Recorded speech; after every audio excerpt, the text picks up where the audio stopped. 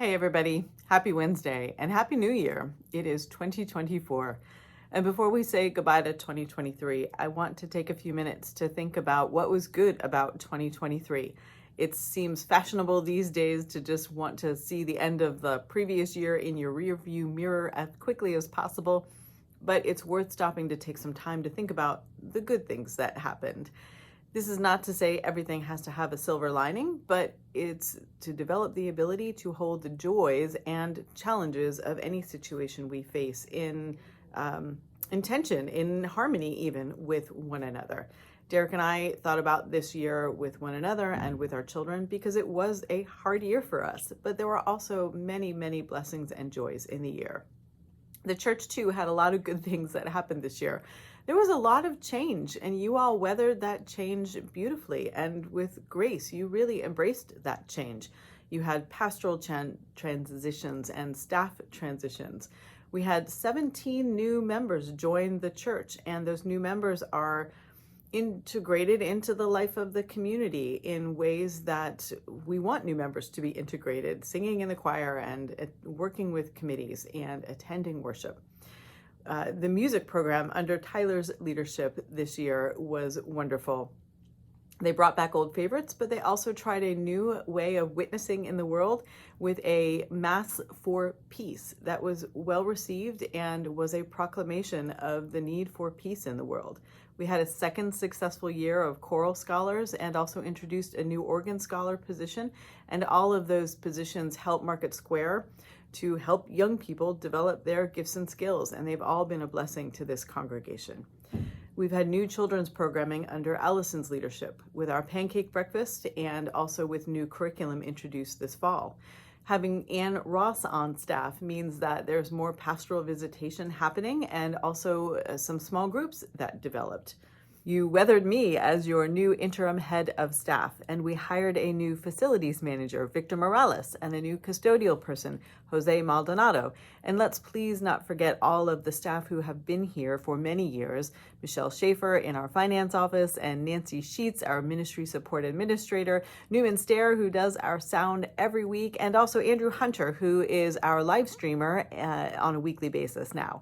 I'm grateful to all of them for the ways that they support the ministry of this congregation. You had new leadership in both the food pantry and the Sunday breakfast, and both of those programs are thriving, and they are also serving more and more people. It's a double-edged sword. There are more people who are needing those services, but those people who need those services are finding us, and we are able to meet their needs. You had the ministry of our Kinam, who is leading our Korean, continues to lead our Korean worshiping service and continues to pastor to our Korean speaking members. And they have been planning for their 50th anniversary, which will be happening this year, 2024. The deacons continue their good work in caring for the congregation and helping us to reach out into the community. They hired Art Miles, who has been providing hospitality at the Sunday breakfast. They're also providing more ways for us to fellowship, having introduced a monthly coffee hour for us prior to worship. Our trustees completed many needed renovations, including the chapel, which looks beautiful. They're continuing to look at the outside of the building and to plan for what needs to be done in 2024. They also renewed a focus on safety for us on Sunday mornings, and that has included the introduction of additional medical equipment that's available to us, medical AEDs, and also naloxone. They've sponsored the training that the congregation needs to use those interventions successfully should the need arise. And they've done that so that we can provide greater hospitality and have a safer environment for everyone who is here on Sunday morning. And the session is moving ahead with all of the needed work that has to happen during the interim time. We completed work with Dame Leadership, and the task force that was following up on that work has been meeting regularly.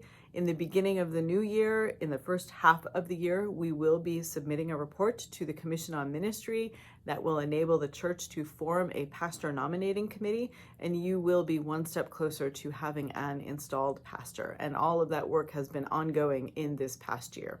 So it's been a really event-filled a year for this congregation, a year with a lot of change. But again, I have seen you embrace it with great grace and with joy, and it's been a joy for me to be a part of it.